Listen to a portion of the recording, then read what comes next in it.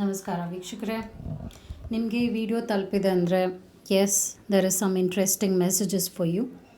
ನೀವು ಇಷ್ಟಪಡುವಂಥ ವ್ಯಕ್ತಿ ಯಾರೇ ಆಗಿರ್ಬೋದು, ಅವರ ಕರೆಂಟ್ ಫೀಲಿಂಗ್ಸ್ ಏನಿದೆ, ಅವ್ರು ಏನು ಯೋಚನೆ ಮಾಡ್ತಾ ಇದ್ದಾರೆ. ನಾನು ಕ್ಯಾಂಡಲ್ ವ್ಯಾಕ್ಸ್ ರೀಡಿಂಗ್ ಮಾಡ್ತಾಯಿದ್ದೀನಿ. ಇವಾಗ ನೀವೇನು ಮಾಡಬೇಕಾಗುತ್ತೆ ಅಂದರೆ, ಆ ವ್ಯಕ್ತಿ ಕಾಂಟ್ಯಾಕ್ಟಲ್ಲಿರ್ಬೋದು, ಇಲ್ಲದೇ ಇರಬಹುದು, ಇವ್ರು ನಿಮ್ಮ ಎಕ್ಸ್ ಆಗಿರ್ಬೋದು, ನಿಮ್ಮ ರಿಲೇಷನ್ಶಿಪ್ ಈ ವ್ಯಕ್ತಿ ಜೊತೆ ಏನೇ ಆಗಿರಬಹುದು, ಪ್ರೆಸೆಂಟ್ ಎನರ್ಜಿ ಏನಿದೆ, ಈ ವ್ಯಕ್ತಿಯ ಪ್ರೆಸೆಂಟ್ ಕರೆಂಟ್ ಎನರ್ಜೀಸ್ ಏನಾಗಿದೆ ಅಂತ ರೀಡಿಂಗ್ ಮಾಡ್ತಾಯಿದ್ದೀನಿ.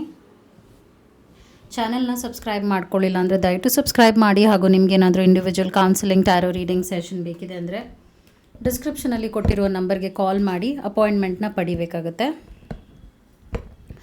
ಒಂದು ಫೋನ್ ಮುಖಾಂತರನಾದ್ರು ತೊಗೋಬಹುದು, ಅಥವಾ ನೀವು ಆಫೀಸ್ಗಾದರೂ ಬಂದು ಪಡಿಬಹುದು.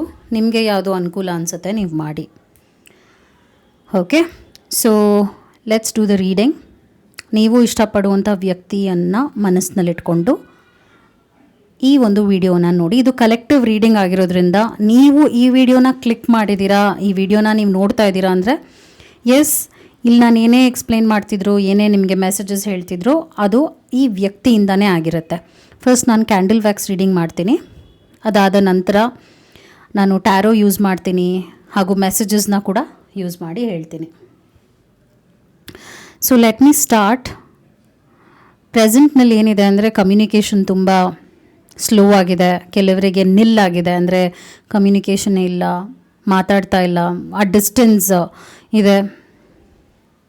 ಹಾಗೂ ಈ ವ್ಯಕ್ತಿ ಹಿಂದೆ ಏನೋ ನಡೆದಿರೋದನ್ನ ತುಂಬ ಮನಸ್ಸಿನಲ್ಲಿಟ್ಕೊಂಡು ಸಾಧಿಸ್ತಾ ಇದ್ದಾರೆ ಅಂತ ಕೂಡ ತೋರಿಸ್ತಾ ಇದೆ. ಅಂದರೆ ಅವರು ಯಾವುದೋ ಒಂದು ವಿಷಯನ ಕುರಿತಾಗಿ ಕ್ಷಮೆ ನಿಮ್ಮಿಂದ ಎಕ್ಸ್ಪೆಕ್ಟ್ ಮಾಡ್ತಾ ಇದ್ದಾರೆ, ಹಾಗೂ ಕ್ಷಮಿಸೋಕ್ಕೆ ಆಗಲ್ಲ ಅನ್ನೋ ಮೆಂಟ್ಯಾಲಿಟಿಲಿದ್ದಾರೆ ಇವರು. ನಾನು ಕ್ಷಮಿಸಲ್ಲ, ನಾನು ಯಾಕೆ ಕ್ಷಮಿಸಬೇಕು, ಈ ಥರ ಯೋಚನೆ ಜಾಸ್ತಿ ಬರ್ತಾ ಇದೆ ಈ ವ್ಯಕ್ತಿ ಮನಸ್ಸಿನಲ್ಲಿ ನಿಮ್ಮ ಬಗ್ಗೆ. ಹಾಗೂ ನೀವು ಅವರನ್ನು ಡಿಸ್ರೆಸ್ಪೆಕ್ಟ್ ಮಾಡಿದ್ದೀರಾ, ನೀವೇ ಅವರನ್ನು ದೂರ ಮಾಡಿದ್ದೀರಾ ಅನ್ನೋ ಹಾಗೆ ಈ ವ್ಯಕ್ತಿ ಯೋಚನೆ ಮಾಡ್ತಾ ಇದ್ದಾರೆ. ನಿಮಗೆ ಇಷ್ಟ ಇಲ್ಲ, ನೀವು ಯಾರನ್ನೋ ಬೇರೆಯವ್ರ ಮೇಲೆ ಇಂಟ್ರೆಸ್ಟ್ನ ಇಟ್ಕೊಂಡಿದ್ದೀರಾ, ಈ ಥರ ಯೋಚನೆಯೂ ಈ ವ್ಯಕ್ತಿ ಮಾಡ್ತಾ ಇದ್ದಾರೆ. ಪ್ರೆಸೆಂಟ್ನಲ್ಲಿ ಏನಿದೆ ಅಂದರೆ ಈ ವ್ಯಕ್ತಿ ಮೈಂಡ್ನಲ್ಲಿ ನೀವಿದ್ದೀರಾ. ಈ ವ್ಯಕ್ತಿ ನೀವೇನು ಮಾಡ್ತಾ ಇದ್ದೀರಾ, ನೀವಿವಾಗ ಯಾವ ಯೋಚನೆಯಲ್ಲಿದ್ದೀರಾ, ಹಾಗೂ ಇವ್ರು ಇನ್ನೊಂದು ಏನು ಅಂದ್ಕೊಳ್ತಿದ್ದಾರೆ ಅಂದರೆ ಮನಸ್ಸಿನಲ್ಲಿ ನೀವೇನಾದರೂ ಅವ್ರನ್ನ ಮಿಸ್ ಮಾಡ್ತಾ ಇದ್ದೀರಾ ಅನ್ನೋ ಕ್ಯೂರಿಯಾಸಿಟಿನೂ ಇದೆ. ಬಟ್ ನಾನು ಈಗಲೂ ಕೂಡ ಡಿಸ್ಟೆನ್ಸ್ನೇ ಪಿಕ್ ಮಾಡ್ತಾಯಿದ್ದೀನಿ. ಇಬ್ಬರಲ್ಲೂ ಆ ಡಿಸ್ಟೆನ್ಸ್ ಇದೆ, ಫಿಸಿಕಲ್ ಡಿಸ್ಟೆನ್ಸ್ನ ಪಿಕ್ ಮಾಡ್ತಾಯಿದ್ದೀನಿ. ಆದರೆ ಮಾನಸಿಕವಾಗಿ ಈ ವ್ಯಕ್ತಿ ಕುಗ್ಗಿದ್ದಾರೆ, ಯಾವುದೋ ಒಂದು ವಿಷಯನ ಇಟ್ಕೊಂಡು ಈಗಲೂ ಕೂಡ ಸಾಧಿಸ್ತಾ ಇದ್ದಾರೆ ಅಂತ ತೋರಿಸ್ತಾ ಇದೆ. ಹಾಗೂ ತುಂಬ ಜಿದ್ದಿದೆ ಈ ವ್ಯಕ್ತಿಗೆ, ಜಿದ್ದು ಜಾಸ್ತಿ. ನಾನು ಸೋಲ್ಬಾರ್ದು, ನಾನು ಗೆಲ್ಲಬೇಕು ಅನ್ನುವಂಥ ಯೋಚನೆ ಇದೆ. ಯು ಕ್ಯಾನ್ ಸಿ ವ್ಯಾಕ್ಸ್ ಹೇಗೆ ಫಾರ್ಮ್ ಆಗ್ತಾ ಇದೆ ಅಂದರೆ it's not together, it's just distancing. So ಇದರ ಅರ್ಥ ಏನಾಗುತ್ತೆ ಅಂದರೆ ಡಿಸ್ಟೆನ್ಸ್ ಆಗ್ತಾ ಇದೆ, ಒಂದು ಪ್ರಾಪರ್ ಶೇಪ್ನು ನಾನು ಇನ್ನು ಪಿಕ್ ಮಾಡೋಕ್ಕಾಗ್ತಾ ಇಲ್ಲ. ಸೊ ಡಿಸ್ಟರ್ಬೆನ್ಸ್ ಇದೆ, ಹಾಗೂ ಬೇರೆಯವರ ಇನ್ಫ್ಲೂಯೆನ್ಸ್ ಇದೆ, ಬೇರೆಯವ್ರು ಕಟ್ತಿರೋದಿರ್ಬೋದು, ಹಾಗೂ ನೀವಿಬ್ಬರು ದೂರ ಆಗಲಿ ಅಂತ ಕೆಲವರು ಬಯಸ್ತಾ ಇದ್ದಾರೆ, ನೀವಿಬ್ಬರು ಚೆನ್ನಾಗಿರಬಾರ್ದು ಅಂತ ನಿಮಗೆ ಗೊತ್ತಿರೋರೇ ಬಯಸ್ತಾ ಇದ್ದಾರೆ. ಸೊ ಯಾರೋ ಒಬ್ಬರು ರಾಂಗ್ ಅಡ್ವೈಸ್ ಈ ವ್ಯಕ್ತಿಗೆ ಕೊಡ್ತಾ ಇದ್ದಾರೆ, ಬೇಡ ಬಿಟ್ಬಿಡು, ಆ ಥರ ರಾಂಗ್ ಅಡ್ವೈಸ್ನು ಕೊಡ್ತಾ ಇದ್ದಾರೆ ಅಂತ ತೋರಿಸ್ತಾ ಇದೆ. ಅದರಿಂದ ಕೂಡ ಈ ರಿಲೇಷನ್ಶಿಪ್ ಏನಾಗ್ತಾ ಇದೆ ಅಂದರೆ ಇಟ್ಸ್ ಗೆಟಿಂಗ್ ಇಂಪ್ಯಾಕ್ಟೆಡ್. ಪ್ರಾಬ್ಲಮ್ ಬರ್ತಾ ಇರೋದು ಬೇರೆಯವರ ಇನ್ಫ್ಲೂಯೆನ್ಸಿಂದ ಅಂತಲೂ ತೋರಿಸ್ತಾ ಇದೆ, ವಿಚ್ ಈಸ್ ನಾಟ್ ಗುಡ್. ಈ ವ್ಯಕ್ತಿ ಏನು ಮಾಡ್ತಾ ಇದ್ದಾರೆ ಅಂದರೆ ತನ್ನ ಸ್ವಂತ ಬುದ್ಧಿನೂ ಇಲ್ಲ ಅಂತ ಹೇಳ್ತೀನಿ, ಯೋಚನೆ ಮಾಡ್ತಾ ಇಲ್ಲ, ಮೆಚ್ಯೂರಿಟಿ ಇಲ್ಲ ಪ್ರೆಸೆಂಟ್ನಲ್ಲಿ. ಈ ವ್ಯಕ್ತಿಗೆ ಇಮೋಷ್ನಲ್ ಮೆಚ್ಯೂರಿಟಿ ಅಂತ ಹೇಳ್ತೀವಿ, ಇಲ್ಲ.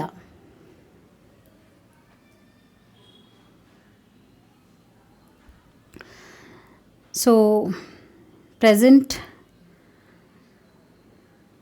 ಅವ್ರಿಗೆ ಏನೂ ಆ್ಯಕ್ಷನ್ ತೊಗೋಬೇಕು ಅನ್ನಿಸ್ತಾ ಇಲ್ಲ. ಆದರೆ ಪ್ರೆಸೆಂಟ್ನಲ್ಲಿ ಅವ್ರು ನಿಮ್ಮನ್ನ ಮಿಸ್ ಮಾಡ್ಕೊಳ್ತಾ ಇದ್ದಾರೆ ಅಂತಲೂ ತೋರಿಸ್ತಾ ಇದೆ. ಆ್ಯಕ್ಷನ್ನು ತೊಗೊಳ್ಳಲ್ಲ, ಮಿಸ್ ಮಾಡ್ಕೊಳ್ತಾ ಇದ್ದಾರೆ ಹಾಗೆ.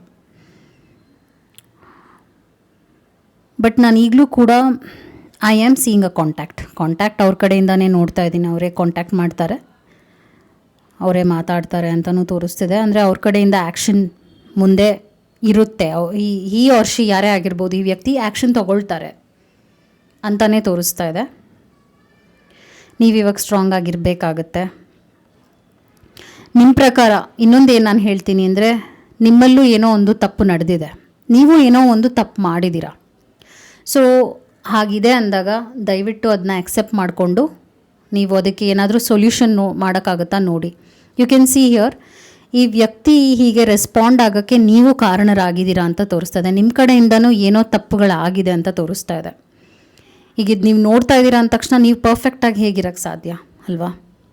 ಮನುಷ್ಯ ಅಂದಮೇಲೆ ತಪ್ಪು ಮಾಡೇ ಮಾಡ್ತಾರೆ. ಹಾಗೆ ನಿಮ್ಮ ಕಡೆಯಿಂದನೂ ಕೆಲವು ರಾಂಗ್ ಸ್ಟೆಪ್ಸ್ನ ತೊಗೊಂಡಿದ್ದೀರಾ, ಕೆಲವು ರಾಂಗ್ ಆ್ಯಕ್ಷನ್ಸ್ನ ಲೈಕ್ ನಿಮ್ಮ ಕಡೆಯಿಂದ ನೀವು ಮಾಡಿದ್ದೀರಾ. ಸೊ ಅದು ವಿಪರೀತ ಆಗಿದೆ ಅಂದಾಗ ಪ್ಲೀಸ್ ಆಸ್ಕ್ ಸಾರಿ. ಯಾಕಂದರೆ ಈ ವ್ಯಕ್ತಿ ನಿಮ್ಮಿಂದ ಒಂದು ಸಾರಿನ ಎಕ್ಸ್ಪೆಕ್ಟ್ ಮಾಡ್ತಾ ಇದ್ದಾರೆ.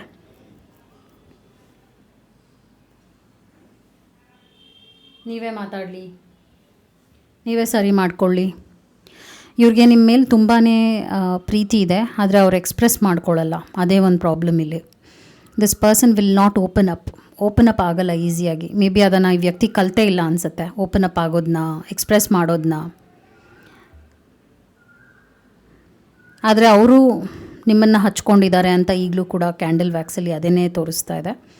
ಈ ವ್ಯಕ್ತಿ ನಿಮ್ಮನ್ನ ಹಚ್ಕೊಂಡಿದ್ದಾರೆ ಹಾಗೂ ಈ ವ್ಯಕ್ತಿಗೆ ನೀವು ಬೇಕು ಅನ್ನೋ ಮನಸ್ಥಿತಿ ಇದೆ. ಆದರೆ ನಾನು ಯಾಕೆ ಮಾಡಲಿ, ಯಾಕಂದರೆ ಆಕೆ ಅಥವಾ ಆತನೇ ತಪ್ಪು ಮಾಡಿರೋವಂಥದ್ದು, ಆಕೆಯಿಂದನೇ ಈ ಥರ ಫಾಲ್ಟ್ ಆಗಿದೆ ಅನ್ನೋ ಯೋಚನೆಯಲ್ಲಿದ್ದಾರೆ. ಸೊ ನಾನು ಅದೇ ಪಿಕ್ ಮಾಡ್ತಿದ್ದೀನಿ. ನಿಮ್ಮ ಕಡೆಯಿಂದನೂ ಏನೋ ಒಂದು ಸ್ವಲ್ಪ ಪ್ರಾಬ್ಲಮ್ಸ್ನ ನೀವು ನೀವು ಕ್ರಿಯೇಟ್ ಮಾಡಿದ್ದೀರಾ. ಸೊ ಹಾಗಿದೆ ಅಂದಾಗ asking sorry will not damage anything, fix ಮಾಡುತ್ತೆ ಪ್ರಾಬ್ಲಮ್ಸ್ನ.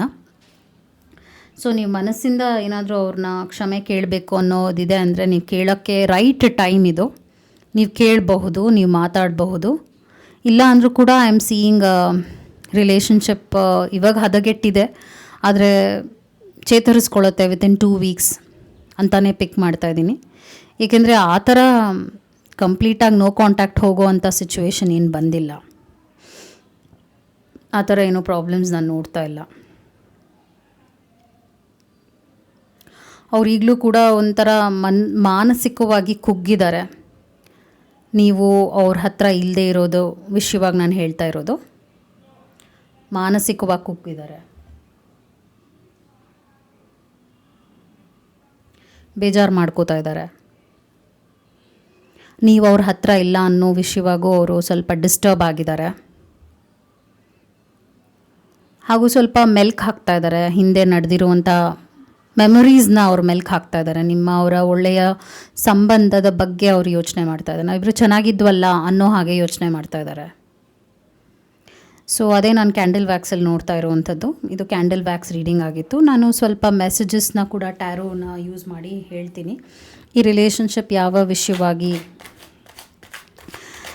ನೀವು ಬದಲಾವಣೆ ತರಬೇಕಾಗುತ್ತೆ, ಈ ರಿಲೇಷನ್ಶಿಪ್ ಹೇಗಿದೆ, ಏನಾಗಿದೆ, ಅವ್ರ ಮನಸ್ಥಿತಿ ಹೇಗಿದೆ, ನಿಮ್ಮ ಕಡೆಗೆ ಅವರ ವಿಚಾರದ ಕುರಿತಾಗಿ ಹೇಳ್ತಿದ್ದೀನಿ. ಅವರು what this person is feeling and thinking about you.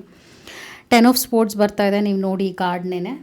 ಈ ವ್ಯಕ್ತಿ ತುಂಬ ಪೇಯ್ನಲ್ಲಿದ್ದಾರೆ ಹಾಗೂ ಅವರ ಪ್ರಕಾರವಾಗಿ ನೀವು ಅವ್ರಿಗೆ ತುಂಬ ನೋವು ಕೊಟ್ಟಿದ್ದೀರಾ ಅನ್ನೋ ಮನಸ್ಥಿತಿನಲ್ಲೇ ಈಗಲೂ ಇದ್ದಾರೆ. ಅದೇ ಕನ್ಫರ್ಮೇಷನ್ ಬಂದಿದೆ. 10 ಆಫ್ ಪೆಂಟಿಕಲ್ಸ್. ಸೊ 10 ಆ್ಯಂಡ್ 10 ಬಂದಿರೋದ್ರಿಂದ ಆ್ಯಸ್ ಐ ಟೋಲ್ಡ್ ಅವ್ರಿಗೇನು ಬೇರೆ ಆಗಬೇಕು ಅನ್ನೋ ಮನಸ್ಥಿತಿ ಇಲ್ಲ. ಆದರೆ ನಿಮ್ಮಿಂದ ಒಂದು ಸಾರಿನ ಎಕ್ಸ್ಪೆಕ್ಟ್ ಅಂತೂ ಖಂಡಿತವಾಗ್ಲೂ ಈ ವ್ಯಕ್ತಿ ಮಾಡ್ತಾ ಇದ್ದಾರೆ. ಹೇಳಲಿ, ಬರಲಿ, ಈಗೋ ಬಿಡಲಿ. ಹಾಗೂ ನಿಮ್ಮನ್ನು ಈ ವ್ಯಕ್ತಿ ತುಂಬ ಮಿಸ್ ಮಾಡ್ಕೊಳ್ತಾ ಇದ್ದಾರೆ ಅನ್ನೋದಕ್ಕೆ ಇದು ಬೆಸ್ಟ್ ಕಾರ್ಡ್ ಅಂತ ಹೇಳ್ತೀನಿ. ಯಾವುದ್ರ ಮೇಲೂ ಇಂಟ್ರೆಸ್ಟ್ ಇಲ್ಲ. ಮೇ ಬಿ ಈ ವ್ಯಕ್ತಿ ಸರಿಯಾಗಿ ಊಟ ಮಾಡದೇ ಇರ್ಬೋದು, ನಿದ್ರೆ ಮಾಡದೇ ಇರ್ಬೋದು, ಸಮಥಿಂಗ್ ಲೈಕ್ ದ್ಯಾಟ್. ಅದನ್ನು ಪಿಕ್ ಮಾಡ್ತಾ ಇದ್ದೀನಿ. ಈ ಒಂದು ರೀಡಿಂಗ್ ನಿಮಗೆ ರೆಸೊನೇಟ್ ಆಗ್ತಾ ಇದೆ ಅಂದರೆ ಕಮೆಂಟ್ ಮಾಡಿ. ಬಿಕಾಸ್ ಇದು ಕಲೆಕ್ಟಿವ್ ರೀಡಿಂಗ್ ಆಗಿರೋದ್ರಿಂದ ಎಲ್ಲ ನಾನು ಹೇಳೋದೆಲ್ಲ ಕನೆಕ್ಟ್ ಆಗುತ್ತೆ ಅಂತ ಅಲ್ಲ. ಕೆಲವು ಆಗುತ್ತೆ, ಕೆಲವು ಆಗದೇ ಇರುತ್ತೆ. ಎನರ್ಜಿ ಚೆನ್ನಾಗಿ ಎಕ್ಸ್ಚೇಂಜ್ ಆಗಿದೆ ಅಂದರೆ ನಾನು ಹೇಳೋದು ಎಲ್ಲ ಕೂಡ ಅನ್ವಯ ಆಗ್ಬೋದು. ನಿಮಗೇನು ಅನ್ನಿಸ್ತಾ ಇದೆ ಕಮೆಂಟ್ ಮಾಡಿ. 8 ಆಫ್ ಕಪ್ಸ್ ಬರ್ತಿರೋದ್ರಿಂದ ನಿಮಗೆ ಇವಾಗ ಏನು ಅನಿಸ್ತಾ ಇದೆ ಅಂದರೆ ಬಿಟ್ಟು ಹೊಟ್ಟೋಗೋಣ, ಬೇಡವೇ ಬೇಡ, ತಲೆನೋವು ಇದು, ನಾನೇ ಯಾಕೆ ಸರಿ ಮಾಡಬೇಕು, ನನಗೆ ಸಾಕಾಗೋಗಿದೆ, ಈ ಥರ ಮನಸ್ಥಿತಿ ನಿಮಗಿದೆ. So I am seeing a lot of pain. ಇಬ್ಬರೂ ಕೂಡ ನೋವನ್ನೇ ಅನುಭವಿಸ್ತಿದ್ದೀರಾ. ಸೊ ಈ ಒಂದು ನೋವಿನಲ್ಲಿ ನಾನು ಯಾವುದೇ ರೀತಿಯಾದ ಡೆಸಿಷನ್ ತೊಗೊಳ್ಳದೇ ಇರೋದೇ ಬೆಟರ್ ಅಂತ ಹೇಳ್ತೀನಿ. ನಿಮಗೆ ಕೆಲವು ಅಡ್ವೈಸ್ನೂ ಪಿಕ್ ಮಾಡ್ತಾ ಇದ್ದೀನಿ, ಬಿಕಾಸ್ ಅವರು ನರಳ್ತಾ ಇದ್ದಾರೆ, ನೀವು ನರಳ್ತಾ ಇದ್ದೀರಾ, ಇಬ್ಬರು ಕೂಡ ಒಂದು ಹ್ಯಾಪಿ ಸ್ಪೇಸಲ್ಲಂತೂ ಖಂಡಿತವಾಗ್ಲೂ ಇಲ್ಲ. ನಿಮಗೆ ಈ ಒಂದು ಪರ್ಸನ್ ವಿಷಯವಾಗಿ ಏನಿದೆ ಮೆಸೇಜಸ್ ಅಂತ ನೋಡಿ ಹೇಳ್ತೀನಿ, ನೋಡೋಣ ಏನು ಬರುತ್ತೆ ಅಂತ. I don't know what you will get. Heartbreak ಬರ್ತಾ ಇದೆ. Heartbreak is a part of the human experience, it will pass. ನಾನು ಆಗಲೇ ಹೇಳಿದ್ನಲ್ಲ, ನೋವು ಆಗಿದೆ, ಹಾರ್ಟ್ ಬ್ರೇಕ್ ಎಕ್ಸ್ಪೀರಿಯನ್ಸ್ ಆಗಿದೆ, ಆದರೆ ಇದು ಪಾರ್ಟ್ ಆಫ್ ಲೈಫ್ ಅಲ್ವಾ, ಇದೇನು ಇಷ್ಟೇ ಅಂತ ಅಲ್ಲ. ರಿಲೇಷನ್ಶಿಪ್ ಅಂದಾಗ ನೋವಿರುತ್ತೆ, ಕಷ್ಟ ಇರುತ್ತೆ, ಅವರು ಹರ್ಟ್ ಮಾಡ್ತಾರೆ, ನೀವು ಹರ್ಟ್ ಮಾಡ್ತೀರಾ, ಇದು ನಾರ್ಮಲ್ ಅಂತ ಹೇಳ್ತೀನಿ. ಆದರೆ ಎಕ್ಸ್ಟ್ರೀಮ್ ಲೆವೆಲಲ್ಲಿ ತಪ್ಪು. ಬಟ್ ಇವಾಗಿರೋ ಪರಿಸ್ಥಿತಿಲಿ ನೀವಿಬ್ಬರು ಸರಿ ಹೋಗ್ತೀರಾ ಅಂತ ಒಂದು ಮೆಸೇಜ್ ಬಂದಿದೆ. ನೆಕ್ಸ್ಟ್ ಮೆಸೇಜ್ ಏನು ಬರ್ತಾ ಇದೆ, ನಾನು ಆಗಲೇ ಹೇಳಿದ್ನಲ್ಲ, ಅಪಾಲಜಿ.